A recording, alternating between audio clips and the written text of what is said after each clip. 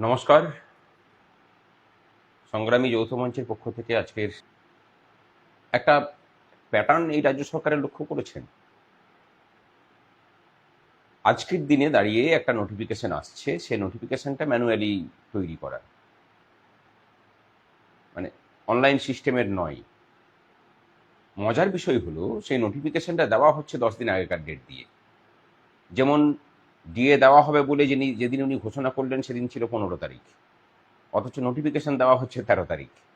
তাহলে 13 তারিখে সরকার নোটিফিকেশন তৈরি করলেন, অথচ ঘোষণা করা হলো, সেটাকে কোথাও আপলোড করা হলো না, ঘোষণা করা হচ্ছে 15 তারিখে। মানে এই যে পিছিয়ে পিছিয়ে গিয়ে এই কাজগুলো করা, এগুলো আসলে প্রশাসনের ভিতরে যদি অসৎ লোকের মাথা যদি খুব শক্তপোক্ত হয়, তখন এই ধরনের কাজকর্ম বেশি বাড়ে। একটা বিষয় অবাক হচ্ছে কেন জানেন তো, সম্প্রতি নির্বাচন দপ্তর, নির্বাচন কমিশন রাজ্যের মুখ্য সচিব এবং অর্থ সচিবকে চেঞ্জ করেছেন। তার মানে এই যে ঘটনা পরম্পরা চলছে, তার সাথে কি এই নতুন অর্থ সচিব এবং মুখ্য সচিব যারা আছেন তারাও কি এই ট্র্যাডিশনটা কি মেনে নিয়ে চলছেন, নাকি ওই দপ্তরে যারা অফিসার ছিলেন, আরও অন্যান্য আইএএস অফিসাররা, তাদের মুখ্য সচিব এবং অর্থ সচিবের অজ্ঞাতে এই অপকর্মগুলো তারা করছেন? কোনটা? আমার মনে হয় যে সরকারের এই বিষয়গুলোকে ইমিডিয়েটলি সংশোধন করা দরকার। প্রত্যেকটা কাজের মধ্যে স্বচ্ছতা দাবিটা একজন নাগরিক হিসেবে আমার অধিকারের মধ্যে পড়ে, এবং সরকারকে সেটা পূরণ করাটাও সরকারের অধিকারের মধ্যে পড়ে। এগিয়ে বাংলা শুধু বললে হয় না, তার প্রত্যেকটা জায়গাতে সেই এগিয়ে বাংলার মর্যাদা রাখারও চেষ্টা করতে হবে। এরপরে আসি যে সরকারি কর্মচারীদের জন্য আজকে এবং পেনশনারদের জন্য ডিএ দেওয়ার প্রক্রিয়া কথা বলা হয়েছে, একটা এসওপি এসেছে, এবং তারপরে দেখেছি আমরা যে এইচআরএমএস পোর্টালে মানে সেটাকে নিয়ে কাজকর্ম শুরু হয়েছে। এখানে আরেকটা বিষয় লক্ষণীয়, যে যে ক্যালকুলেশন শিট তারা দিয়েছেন তার মধ্যেও কিন্তু ভুলে ভরা। অর্থাৎ আমার আপনার যা বকেয়া, সেই বকেয়ার টাকাটাকে অনেক পরিমাণ কম দেখানোর চেষ্টা বিভিন্ন অঙ্কের কারিকুরিতে করানোর চেষ্টা হয়েছে, এবং ইন্দু মালহোত্রা কমিটিকেও কিন্তু এই মিথ্যা তথ্যই পরিবেশন করা হয়েছে।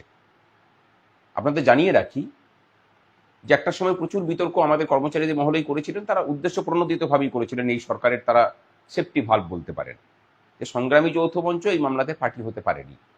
তাদের মুখে ছাই দিয়ে ইন্দু মালহোত্রা কমিটির নির্দেশ মোতাবেক রাজ্য সরকার এই যে বিজ্ঞপ্তিগুলো বিভিন্ন প্রথম সারির দৈনিকে দিয়েছিলেন, যে আপনাদের পাসবইগুলোকে আপলোড করতে হবে, সেই বিজ্ঞপ্তির কপি কিন্তু আমাদেরকেও মেলের মাধ্যমে পাঠিয়েছেন। এটা প্রমাণ করে যে সংগ্রামী যৌথ মঞ্চও কিন্তু পার্টি ছিল।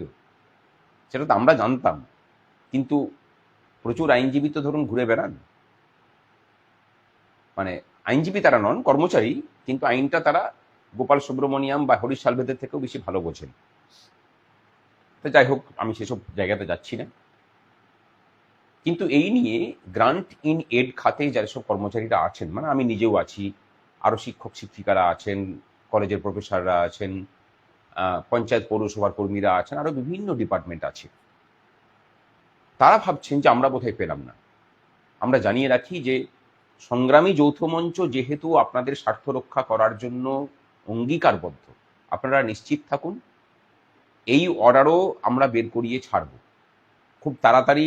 আমরা 1 সপ্তাহের সময় দিয়েছিলাম, 1 সপ্তাহ সময়ের মধ্যে সেই বের করেনি। হয়তো আমরা দেখতে পাবো যে কালকে বা পরশু দিন তারা অর্ডার বের করলেন, দেখা গেল 22 তারিখের ডেট দিয়ে তারা অর্ডারটা বের করে দিলেন। হতেই পারে, এই সরকারকে অবিশ্বাস করার কিছু নেই, তাতে মুখ্য সচিবই বদল হোক আর অর্থ সচিবই বদল করা হোক। মনে হয় না সরকারের রন্ধ্রে রন্ধ্রে যেভাবে দুর্নীতি বাসা বেঁধেছে, এই ধরনের অপকর্ম করার লোকের অভাব এই সরকারের অন্দরে অন্তত নেই। আমরা চাই যে এই নোটিফিকেশন দ্রুত আসুক, এবং আপনারা সকলেই পাবেন। আমরা খুব তাড়াতাড়ি নতুন আন্দোলনের ঘোষণা করতেও চলেছি। একটা বিষয় প্রয়োজন, সমস্ত স্তরের কর্মচারীদের একযোগে পথে নামতে হবে এই সরকারের বিরুদ্ধে, এছাড়া কিন্তু রাস্তা নেই। ভোটের মুখে দাঁড়িয়েও এই ধরনের সঠতার আশ্রয় যারা নিতে পারে, এরা যদি ক্ষমতায় আসে, আপনার আমার অধিকারের সাথে কি সর্বনাশটা করবে নিশ্চয়ই বুঝতে পারছেন। এই সুযোগ কিন্তু দেওয়া যাবে না। এরপরে ফিরে আসি এই জায়গাতে, যে পরিমাণ বকেয়া ডিএ থাকার আমাদের কথা, তথ্যগতভাবে তাকে কম দেখিয়ে আপনার আমার বকেয়াটাকে অনেকটা কম করে দেখানো হয়েছে।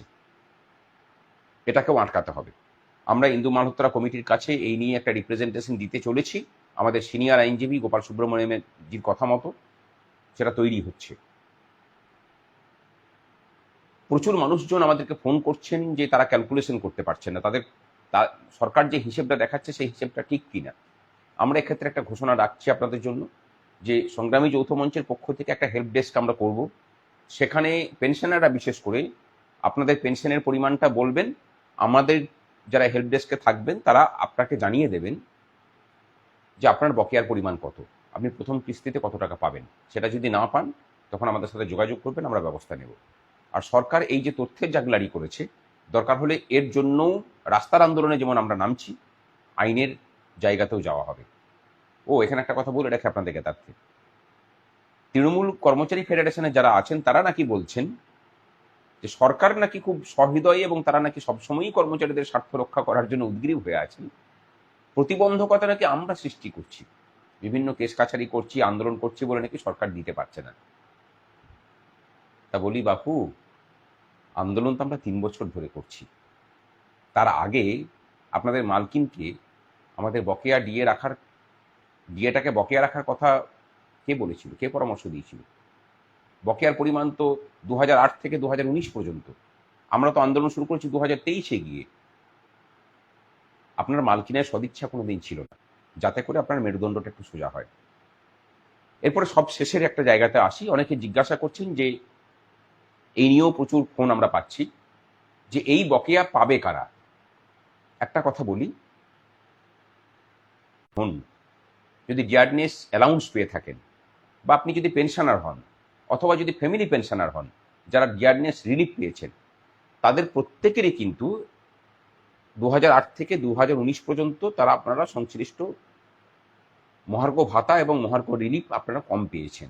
ভাতা এবং মহার্ঘ রিলিফ কম পেয়েছেন তারা সকলেই পাবেন। এটাকে নিয়ে পৃথক পৃথকভাবে জিজ্ঞাসা করার কোনো প্রয়োজন নেই। আপনাদের হিসেব করতে অসুবিধা হলে আমরা যে হেল্প ডেস্ক বানাচ্ছি, যেখানে সেই হেল্পলাইন নাম্বার দেওয়া হবে, কর্মচারী বিশেষ করে শিক্ষক শিক্ষিকা, পৌরসভা এবং পঞ্চায়েতের কর্মী এবং পেনশনারদের কাছে অনুরোধ, পথে কিন্তু নামতে হবে। আর কর্মচারীদের কাছে অনুরোধ, পোষানোর জন্য সেই ক্ষতিটাও সরকার মেটাচ্ছে 8 থেকে 2016, অর্থাৎ 18 বছর পরে। তাও আবার বলছে যে 2 বছর জন্য তারা টাকাটাকে লক করে রাখবেন। এটা ডিয়ারনেস অ্যালাউন্স দেওয়ার যে স্পিরিট, সেই স্পিরিটটার বিরোধী। আমরা আগামী আন্দোলনে এই রাজ্যের ব্যবসায়ীদের স্বার্থেও, কর্মচারীরা তাদের ডিএটা পেলে সেই টাকাটা তারা মার্কেটেই দেবেন, তাতে কিছুটা হলেও পশ্চিমবঙ্গের বাজারটা অন্তত চাঙ্গা হবে। সকলের জন্য যে লড়াই সংগ্রামী যৌথ মঞ্চ লড়ছে, আপনাদের সকলকে অনুরোধ তার পাশে থাকুন, হাত শক্ত করুন, একটু বেঁধে বেঁধে থাকুন। আজ এ পর্যন্ত।